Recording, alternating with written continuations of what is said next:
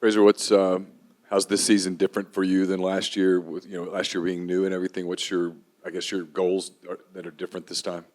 Um, so for me, this will be my third and final year here, and obviously, I think what's most different for me is just I think I'm finally comfortable being in America, like coming from overseas, culture-wise, teammate-wise, like as simple as transportation, like getting around. Just feeling really comfortable in myself and who I am now as a part of this team and what my role is. And just in my mindset going forward, I now feel for the first time here, I feel comfortable. And I think that's going to be massive for me this year in doing my role for this team. That's probably stuff most people don't think about if they've lived in America their whole lives. What were the most difficult challenges about adjusting to life here? Mate, I could riddle off story after story. Go for it. About the first things first, everyone in America asks if you're straight. Like, just like, how are you? Like, are you good? And I didn't know that. So my first day in the building, everyone's asking me if I'm straight. And I was just confused as anything. Driving on the wrong side of the road, playing a game. I come from Australian football where I'm out there for the whole 2 hours.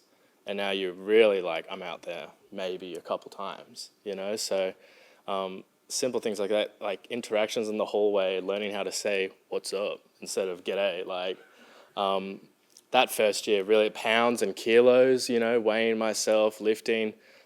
First gym session here, I had some bloke and I had to put a 10 on, but I put a 5 pound on because it was the same size. And then I didn't know him and he was a big linebacker and he cussed me out. So just, this is the first time I know the pounds. I know everything. I'm comfortable and I'm just excited. Yeah. Is there a big adjustment to like food and things like that? Mate, I've put on about 20 pounds since I've come to America, just especially in the South.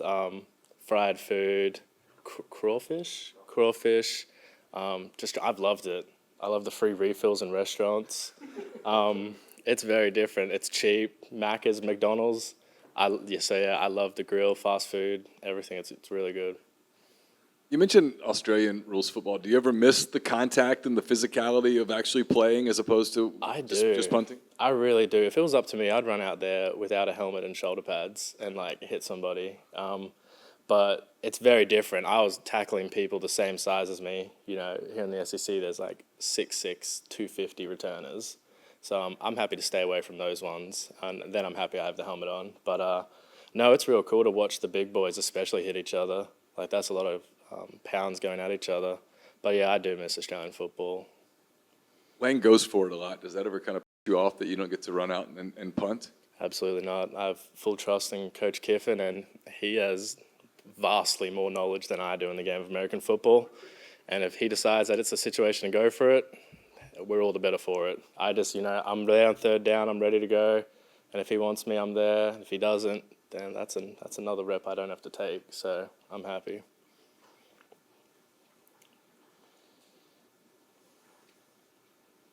Fraser, do your parents get to come watch you play? Are they up at ungodly hours of the morning to watch? Yeah. How does that work? So it's really funny because my dad, quick anecdote, the reason I got into American football was through the movie The Blind Side. And so me and my dad are Ravens fans because of Mike Law. So it's a real cool. So they came over my first year, 2022, and it was really cool for them to be here and see the South and Oxford. But just like me, they're clueless. Like, they have no idea what's going on. They're texting me because they're up. If we have a day game, they're up at like 2, 3 a.m. trying to watch it. And I check my phone, and it's just a million questions of like, why did he drop that ball? I'm like, no, Mum, you don't understand. And then Dad came out last year, and then he's going to come again senior night this year. So that'll be really cool. And he loves it. He's always sending me articles, telling me stuff 3 days after I found out. So they're really passionate, really supportive, and I'm grateful that they've been able to come out here a couple of times. Is there anything you specifically miss about Australia that you wish they had here? I do miss the beaches. The beaches are nice. People take me to Florida and they say, look at these beaches. And I'm like, nah, mate, it's not. Sorry if there's any Florida people here. But no, I miss my friends, family. That'd be the biggest one. My own car. But Nah, I think there's really good things to both countries.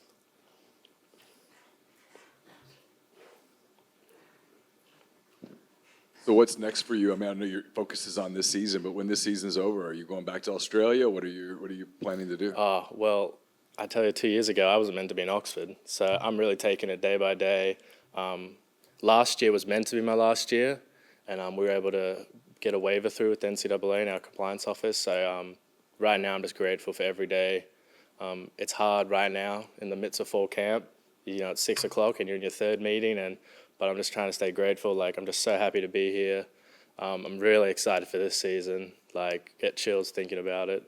And we have a really good team and just a good locker room, and I'm having a blast. So I'm just going to enjoy this year, and whatever's in store for me afterwards, you know, I'll take it, whether it's here, whether it's abroad.